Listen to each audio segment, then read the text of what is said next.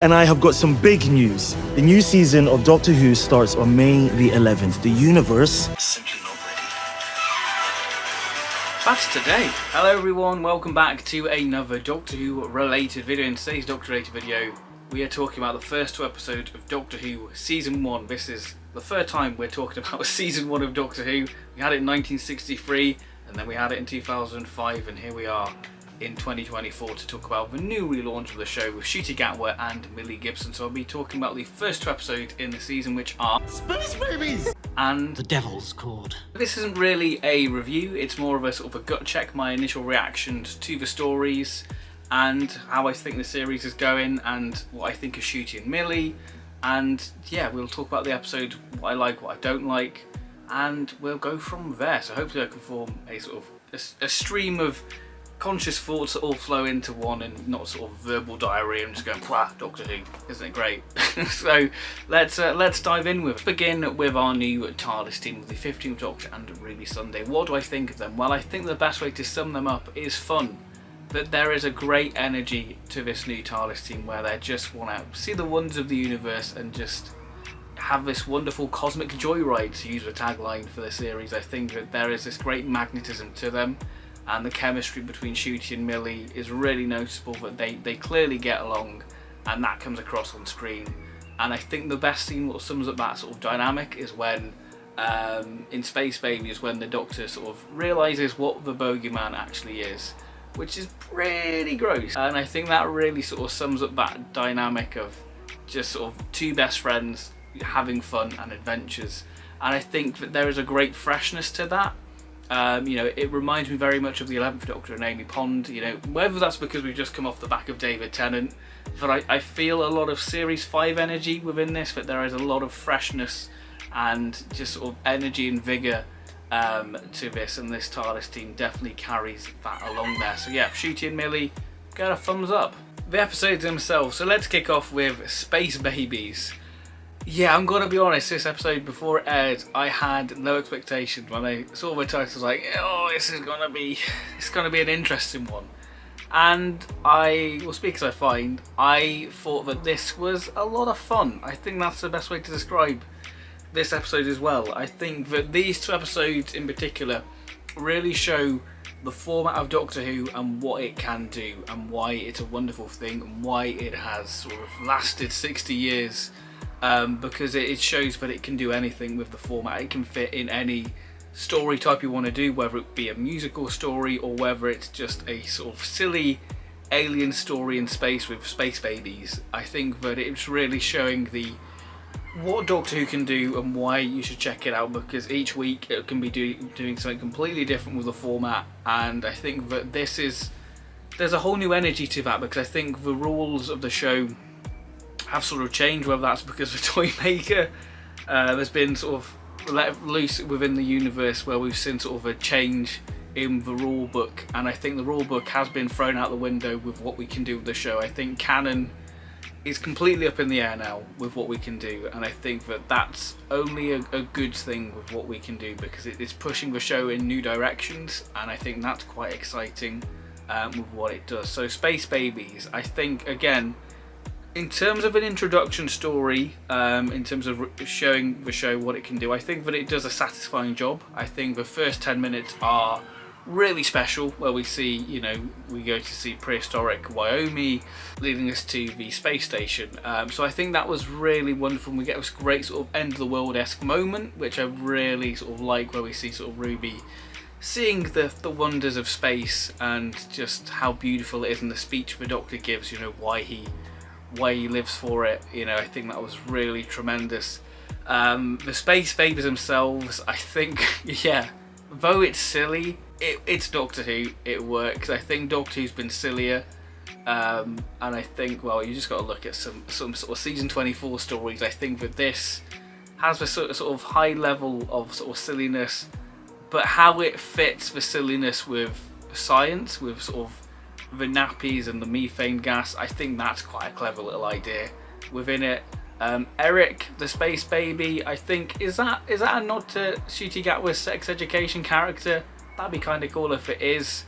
But Millie and Ncuti really sell that initial moment of sort of caring for the crew, why they've been left. I think that's a really beautiful moment. The bogeyman itself, I think, is a great design and provides a nice little level of scare within it, and I think the mystery around it before it gets revealed what it actually is really good. The whole sort of nanny sort of speech filter, that's very Russell, very sort of gadget-esque. I really did enjoy that, and I was quite surprised how it's kicking off into Ruby's story arc quite a lot. These first 2 episodes in particular, I'm surprised how it's really pushing sort of Ruby, and obviously the story even notes that they've moved from babies from sort of Church on Ruby Road to babies in space.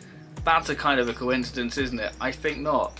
And it's great that we're starting to get that visuals and what the deeper meaning is of the snow, because that appeared sort of a couple of times now within the episodes. So that's really interesting. I think, yeah, it's Space Babies is just a bit of fun silliness, really, and I think that's the best way to describe it. It's just what you expect from this series opener. Not too much plot. You're there for the characters, and I think Shooty and Millie really do sell that. I do have a little questionable thing that the Doctor's giving Ruby a TARDIS key straight away. I think that's a little bit wild, because normally when a Doctor gives a TARDIS key, it's got to be earned, and I know that Ruby Sunday sort of cracked the mystery of why the bogeyman's there. It seems a little bit too soon. It doesn't feel earned enough, and I think that is a little bit of a, I don't want to say a negative, but it just seems a bit of an odd choice, and I think maybe that's just how the 15th Doctor rolls. Maybe if I was to give Space Babies a score, I'd give it a solid 8 out of 10 on initial watch, which is surprising because I thought it would be a middle of the road story, so pleasantly surprised. So well done, Space Babies. The Devil's Chord, probably the most hyped episode for this season, the episode we probably knew the most about going into it before the actual series aired, and I think that this episode sort of filled a lot of people with dread, especially if you were a Beatles fan, because look at the Beatles. Do they look like the Beatles? But yes, this one I think is very much your experimental story. This is sort of your Wild Blue Yonder story. I think this is one where it's a bit of an unknown quantity. You either love it or you hate it. It's a bit of a Marmite one. I don't know where I stand with it. I think I like it for the most part, but there are things I'm a little bit unsure about it, because it's very much out there pushing the format of the show with what it can do, because this is your musical story. This is utilising music and a world without music. I think that's a really neat idea. The idea of the Devil's Chord and the concept of it with this sort of mysterious note is brilliant. I really did enjoy that. I think the song, there's always a twist. Yeah, I'll say it's a lot better than the song for 50th. But yeah, I think Murray Gold's best song so far has definitely got to be the Goblin song, and it was nice to see Murray Gold actually appear within it. I think the maestro Jinx Monsoon was eating the scenes they were in. I think that wonderful Doctor Who villain, the idea of sort of the Toymaker's child, and we're starting to explore the Toymaker's pantheon there. I think we've sort of speculated that it was going to be the Toymaker's sister, what we saw in sort of one of the lost stories in Big Finish, the Queen of Time. I think that was great. I think the visuals for this, and I think again Space Babies as well, visuals are great.